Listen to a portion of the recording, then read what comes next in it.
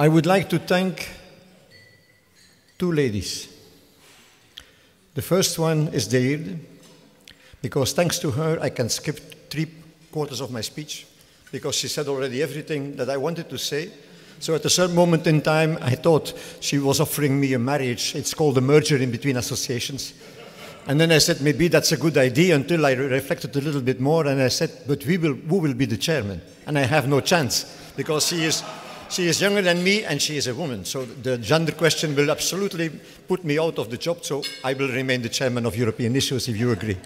But I will shorten my speech, so you all should thank Deirde, because a lot of things have already been said.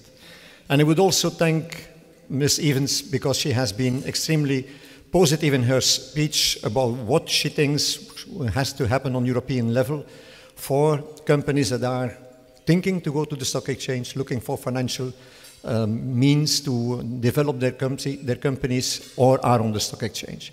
I really think that I can shorten the speech of Deirde and myself in 3 words. We are there, both organizations, FESE as well as European Issues, to defend the companies that are our instruments for the future growth and economical well-behavior.